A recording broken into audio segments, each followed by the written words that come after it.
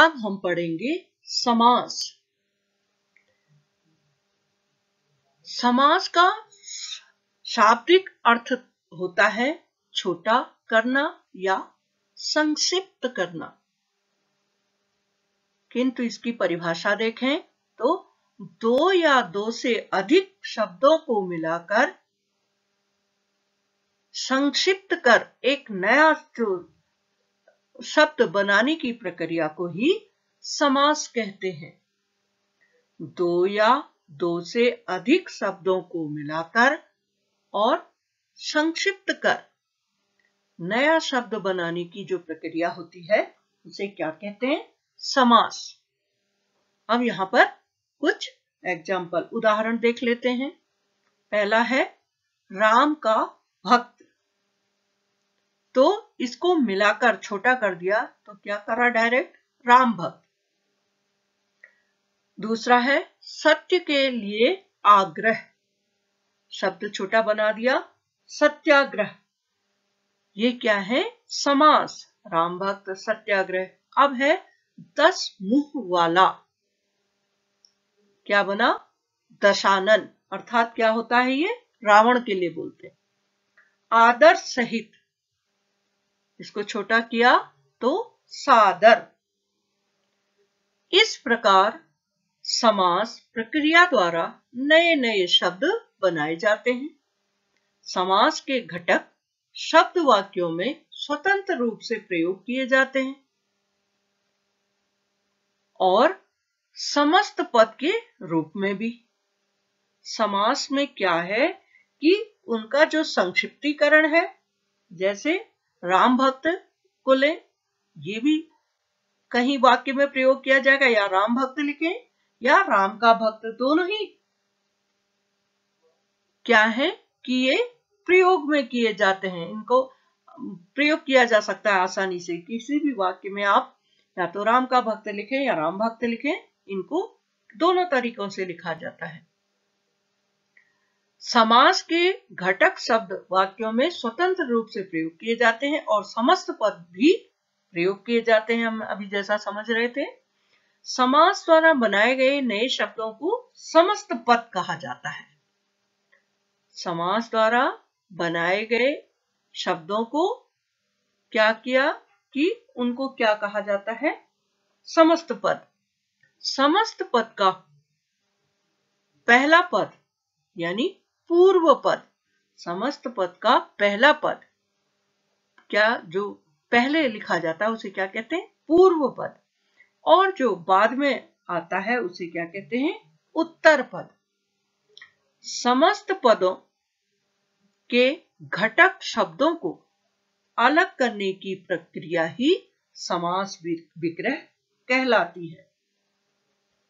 जो समस्त पद होते हैं, यहां पर जो इन शब्दों का छोटा रूप होता है, संक्षिप्त रूप, उनको अगर हम तोड़ें तो वह क्या कहलाता है?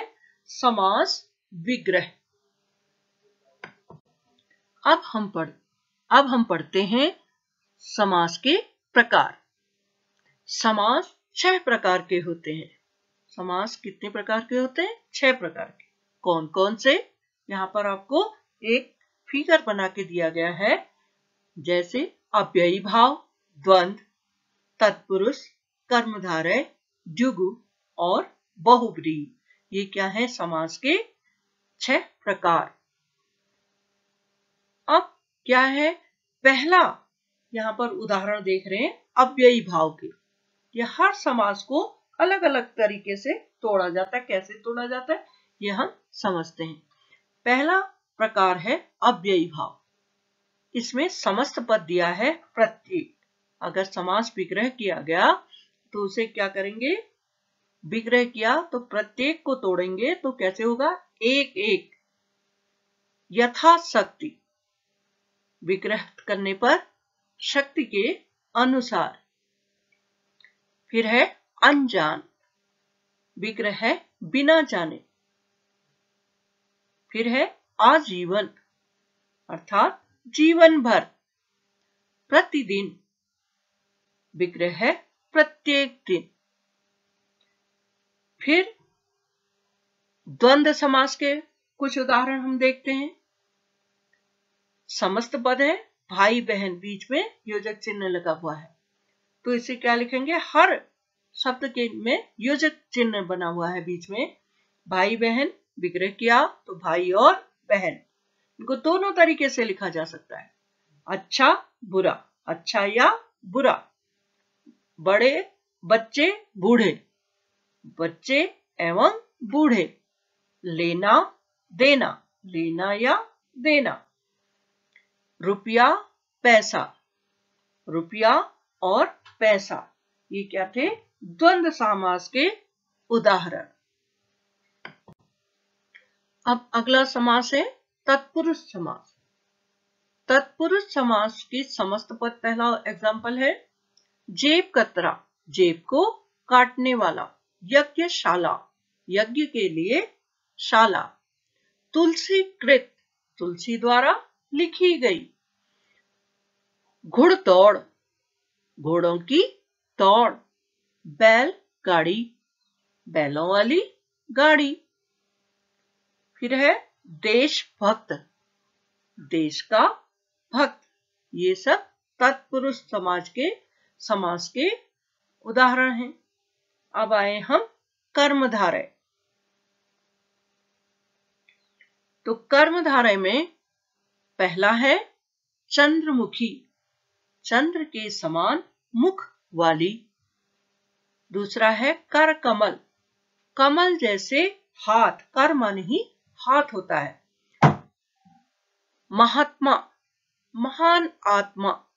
अधपका, आधा पका।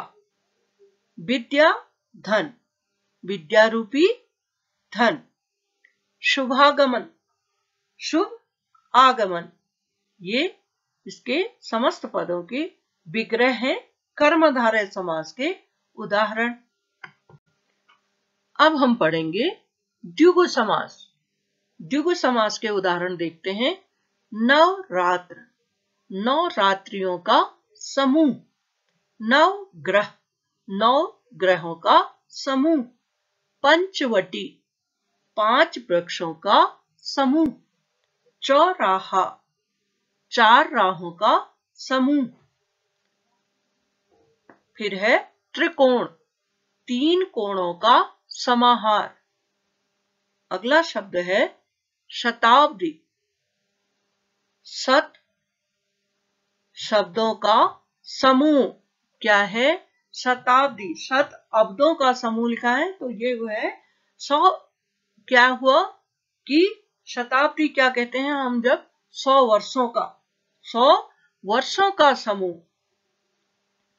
फिर अगला समास पढ़ेंगे बहुव्रीहि। इसका पहला उदाहरण है चक्रधर, चक्र को धारण करने वाला अर्थात विष्णु। जलधर, जल को धारण करने वाले अर्थात बादल।